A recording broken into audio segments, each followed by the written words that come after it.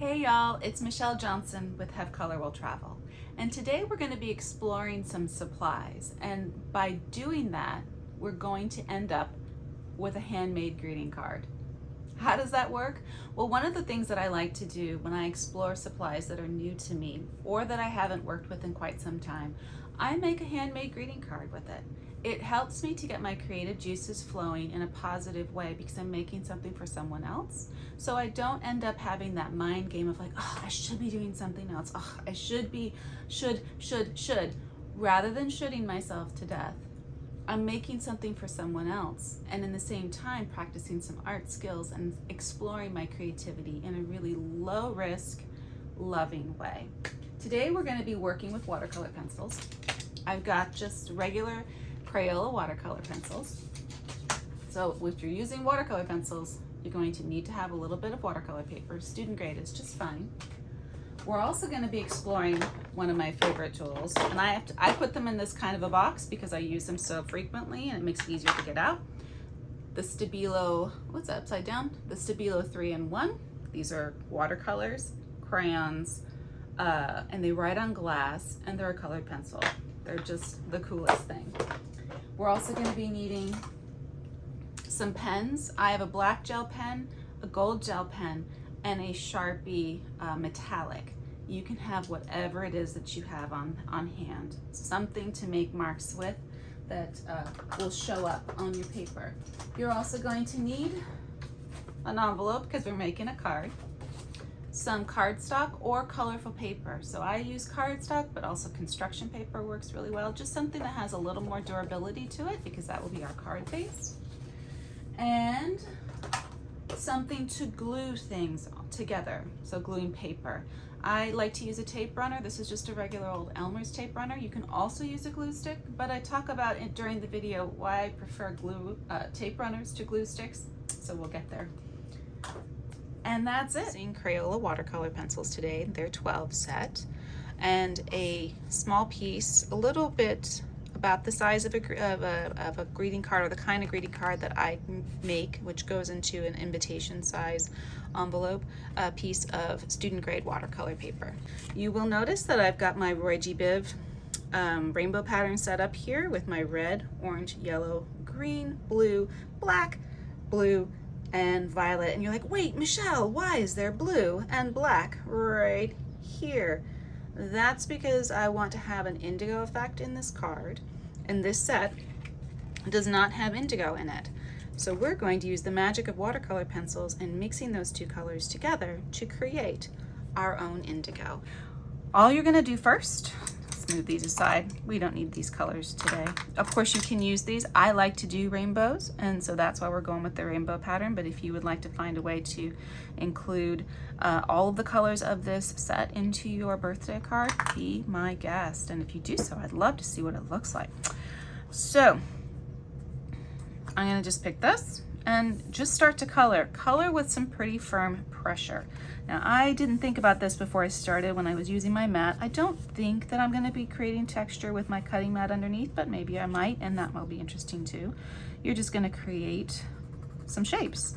So I'm thinking mostly like banner, a banner shape of some sort, and you just color down with pretty firm pressure. Now, if you've got some hand issues, you do what feels good for you.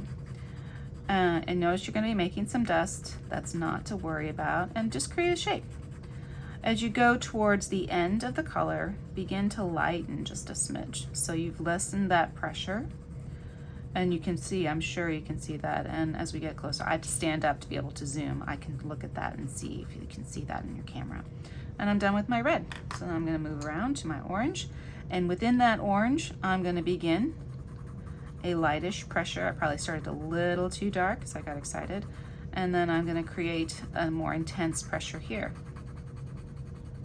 Now this is just scribble scrabble. This is what I like to call this gesture with coloring, where you're just going back and forth, kind of sawing, I suppose that might also be called.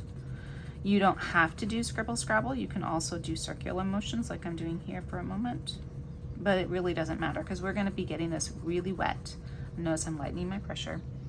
And here we go. We're going to make our yellow. we're slowly creating that rainbow gradient and just having fun. I mean, there are moments in our life or excuse me, what I wanted to say was there are very few moments in our life where we're just allowed to, make a colorful mess. Just scribble, scrabble. Just push into that paper, put down the pigment. Here, I'm going to start to make myself a little bit lighter. And just color. There's no lines. There's no shape we're supposed to make. I'm going to color a little lighter in there with this green. And if you were making a rainbow too, you're like, Michelle, why did you choose the light green instead of the dark green? That is just personal preference. I really like the green of this set, in this Crayola set, and I chose the bright one. You may also use the darker green. You're going to find two in just a second. We're getting ready to go to the blue. I'm going to lessen my pressure right here. Here we go. I chose the brighter blue. They call sky blue in this set for the blue section, and that again, personal choice, and I went a little too hard there. We'll see. I mean, this is going to be a birthday card. It's not a perfect birthday card, it's a handmade birthday card. So, those little moments when you made, and I mean, I'm coloring on camera and I'm talking, so my ability to pay attention is limited. But those little quote unquote mistakes, that's what makes it yours. That's what makes it unique. That's what makes it special. That's what makes it not bought at the store, not a Hallmark card. Now we're getting to that indigo section, and I want you to, if you would like to, be following along to create a different color and you've never worked with watercolor pencils before, this is that time to stop what you're doing, because otherwise you should have been coloring with me. Have fun with these videos. Don't just watch me. Well, I shouldn't. No judgment. If you're watching me with your yogurt because it's really calming, go for it. I do that too with other people. I just can't imagine anyone wants to watch my YouTube tutorials and eat yogurt, but you do you. I'm probably underselling myself a little bit. We're going to be making some indigo. This is the darker blue in this set. So what I want to do first, and this is where you are going to have to be paying attention to what kind of pressure you use. I'm going to lay down a very light layer of black. And why black? Because I want to tint the strength of the second blue that is in this Crayola watercolor set. It is a darker blue than the sky blue that I laid down here for the blue of the rainbow pattern, but it is not an indigo, and I will show you that in just a second. Actually, let's take a little bit of a pause. Nobody's going to see the back side of this card, so I'm just going to flip it over. So here's the blue that we're working with, and it's just called blue.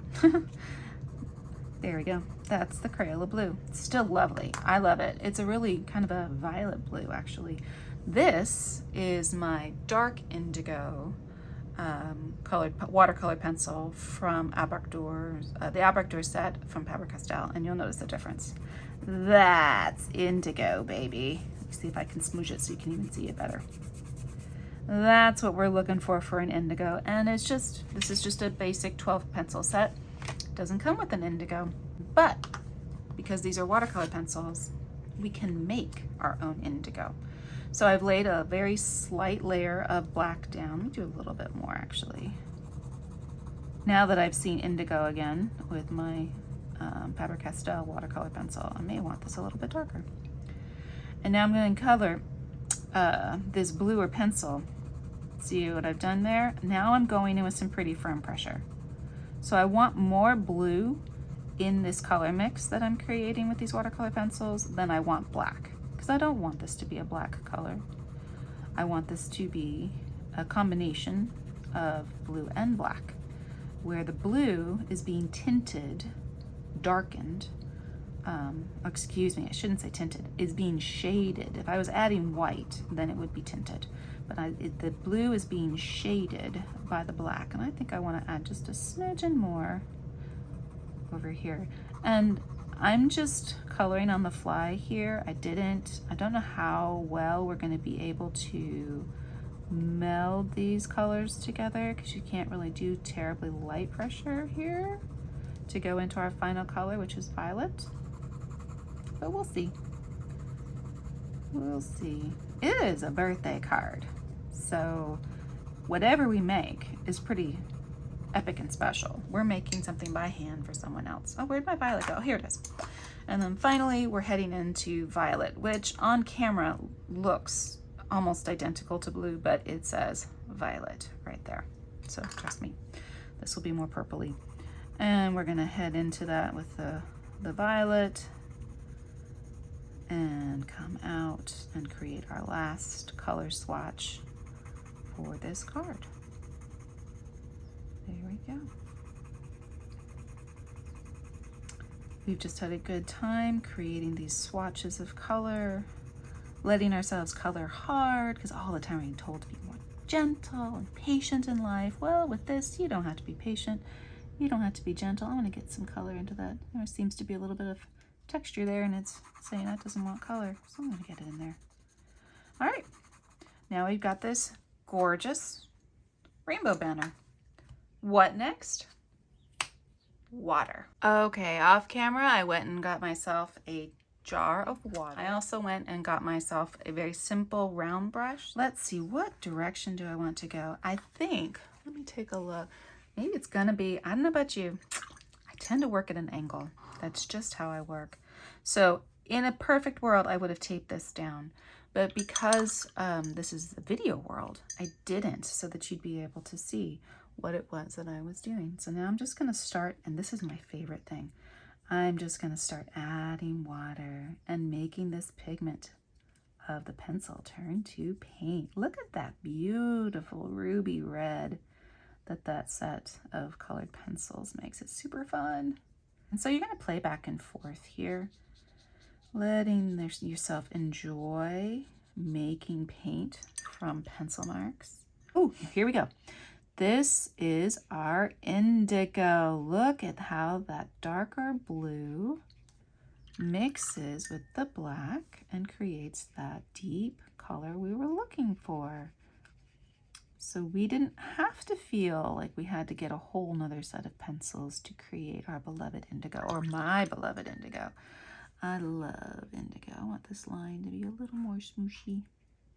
We're just having some fun playing with these colors, because this is going to turn into the banner that we are going to add the lettering to.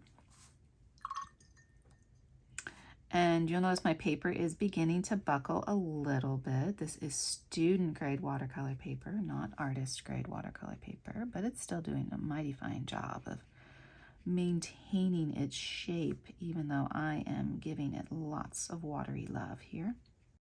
Even if you get hard lines, that's not a problem. You're going to do something with that later when you get to the second stage of this card, when it's dry. All right, so I do see lots of artists using hair dryers, heat guns to speed up the process. My personal preference is I'm going to set this aside. All right, everything's dry.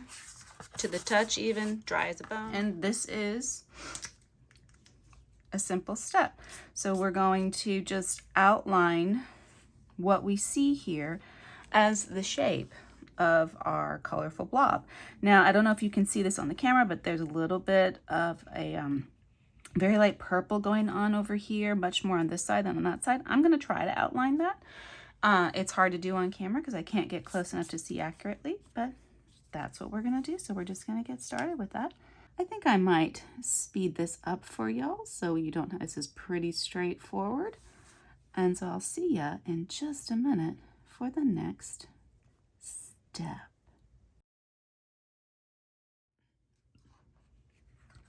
So now that the card has been highlighted or outlined with some gold, next thing we're gonna do, take a good pair of scissors. And when I mean good, I don't mean like you've spent lots of money on them, but that this is a pair of scissors that you use exclusively for cutting paper. I have found that I have the best cuts on all of my art when I use scissors that I have saved expressly for cutting paper. We're going to cut out this very colorful shape. Now that our card decoration is all cut out, our next thing is to write happy birthday somewhere on this little bit of watercolor fun. But we have to make a decision. Do we want it to be horizontal or vertical? My personal preference is horizontal mode because I want to write happy birthday big enough so that it really pops off of the card. But I also don't want to be having these kind of letter issues because birthday is not a short word. I could do happy in this orientation, but I feel like I would probably end up making some funky little letter configurations here as I try to squeeze in the day at the end. So I'm choosing to do my decoration in landscape mode, as they say, but I'm not then yet finished. Do I want to have the red on this side or this side? Which way looks up to me? Looking at my blob, now you look at your blob, which way is it seemingly most pleasing to you? I'm looking at this down. I'm going to turn this up and look at it this way for myself because I'm thinking about this on the fly. And what I'm noticing is my watercolor blooms have this kind of downward motion when it's in this orientation, but then I turn it upside down or right side up, depending upon your point of view, and my blooms are going upwards to me, or they feel like that. So I think I'm going to choose this direction for my my lettering. And before we begin, I am using today Stabilo All. If you're writing on top of your card base, crayons would look super fun, just regular crayons if you didn't have Stabilo All pencils. But we have to decide what colors, right? So I am thinking darker colors across the way. So what I have in my scraps from, and see how just how delicious this is. Let me get up so I can zoom this properly for you. I am not sponsored by Stabilos at all. It's just that I just love them. Look at that crayon-y texture, which was very different than when we did our watercolor on these on the card itself. So let me zoom you back out again. So what I'm doing while I'm excuse me, while I'm doing it on paper off to the side is because I kind of want to judge, I'm trying to think into the future, what color would I like best? And that's actually kind of awesome, especially as I move it down towards here. So I might choose this kind of teal or seafoam green color for birthday. And I'm thinking, yeah, we're going with this. It says they don't have names of colors on these pencils, but I would call that's more like of a midnight blue is what I'm seeing there, I think. All right, so now we are going to write happy birthday on our card. Like I said, I'm using Stabilo Alls, and you could even use, if you wanted to, come back and use a marker. That would be fine as well. I'm trying to think off the top of my head. I don't think there's anything you couldn't write well on top of this with. I'm using firm pressure with my woodies as I write happy birthday, going over each letter more than once, and then the same thing as I'm using water, not with firm pressure on the brush, but going back and forth over the letter numerous times.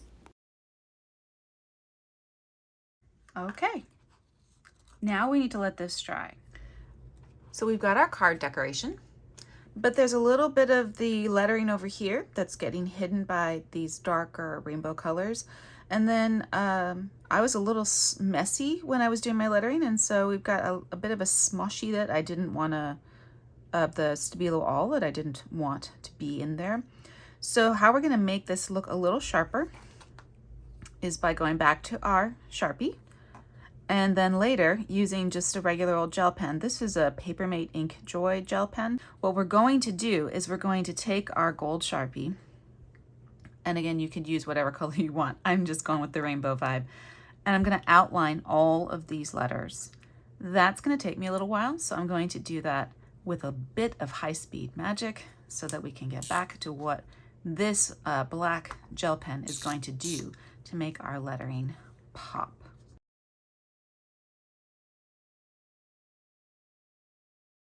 It's best to set this part aside to make sure that it is absolutely bone dry before coming at this this wet watercolor. Remember, we worked on watercolor paper with a sharp nib like this. So while we do that, let's talk about where this base is going to go. Off camera, I have cut this piece of what I'm going to call indigo, or it's a dark blue cardstock. because I just really love how this looks together. It's almost a dark purple, I guess. And this is at the length of 8.5 long by 5.5 wide.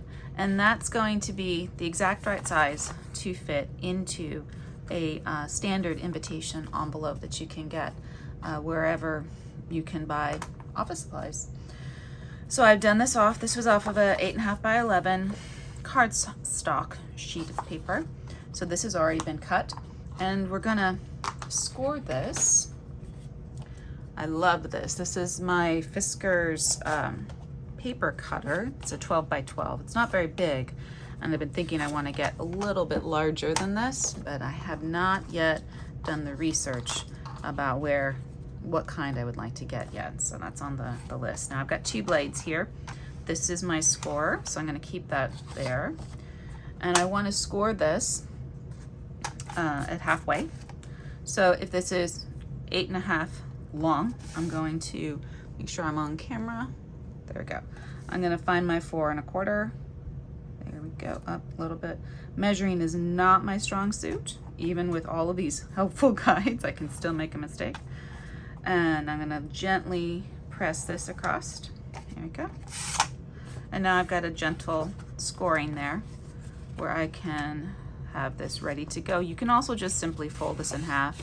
When I make cards, I use my score because it's just such a nice, clean fold, and I don't have to crease the paper to create that halfway mark. Because you know, when you do usually do some folding, you do this and then you go like this, and then all this it ends up having some wrinkles that I don't particularly care for. I could write on this card, because remember this is a birthday card. I guess I'm doing horizontal, huh? I could use a lighter colored pen, like say a gel pen, but you know, a dark color like this, it would be really hard for the receiver to read your message in ballpoint pen, or even in something like this gel pen on that on this dark cover. So what I like to do is just take a piece of either printer paper or even lined notebook paper. Lined notebook paper can be super fun. And in fact, I think since this is going to be going to a young recipient, it might be kind of fun to use this sheet of notebook paper. When you're going to be doing an insert, you want it to be just slightly smaller than this main size or this half size.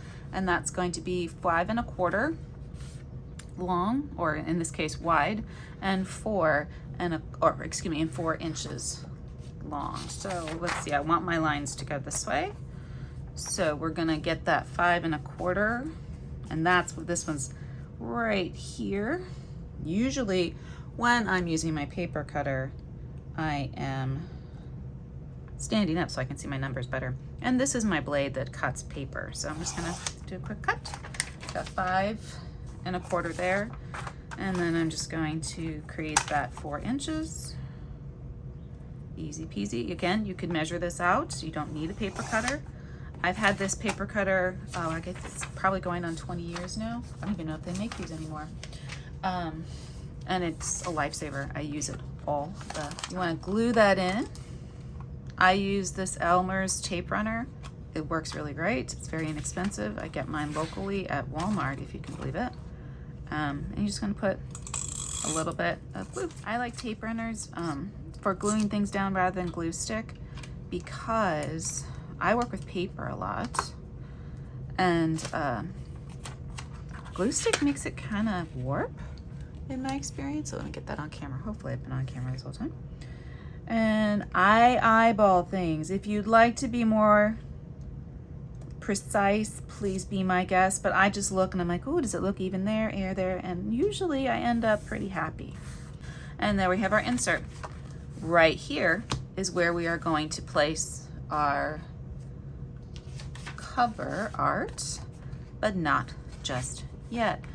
This looks great. I'm not going to say that it doesn't, but with just a smidgen of black highlights, we can make this pop just a little bit.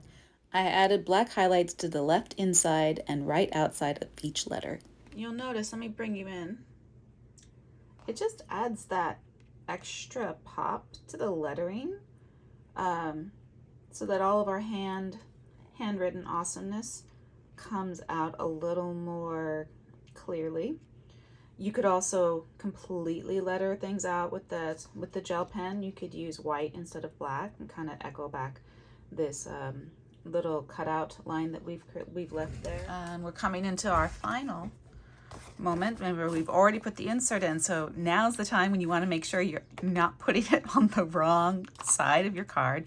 Not a complete failure if you do. You can always put an insert on both sides and then you can just write on through the whole card.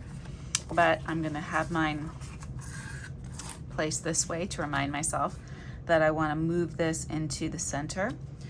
I like to, again, use a simple tape runner so that I have a flat card. There we go. Start our line of tape and just put it at the outer edges. You can also put it in the center if you wanted to. I'm an eyeballer. You could measure this, and I'm not gonna make fun of you for doing so. I'm actually gonna say, wow, you are much more comfortable with math than I am. And just make sure, I don't like to go smoosh across the way, just in case something is still a little bit wet. I turn it upside down and I press it this way. And there you have it. You have a lovely handmade card that you can send off to that someone special. But before you do, I highly recommend signing your work. And I like to do it in the traditional like greeting card way. Like, you know, if you went to the grocery store and found a card, at the back it would tell you who the maker was, whether it was American Greetings or Hallmark or whatever. That's where I like to put a signature to let people know that this is indeed a handmade card. And so I sign it with my initials, and I like to put the date. So this is for a February birthday, so I'm gonna put February in 2023. That's going to take a little time to dry, so I want to make sure I don't smudge it. And there you have it. I also highly recommend decorating your envelopes, but if that's a step too far for you, I totally understand. I tend to take creating handmade greeting cards to the nth degree because I have such a good time with it. And there you have it. We've got a handmade greeting card ready to go, and we've explored some of our supplies, both our Stabilos and our watercolor pencils, and had a good time making something for someone else.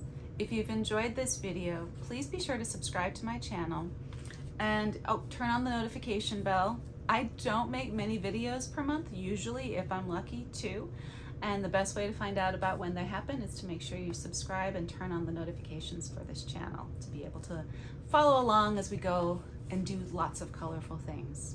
So in the meantime, happy coloring and happy card making, y'all.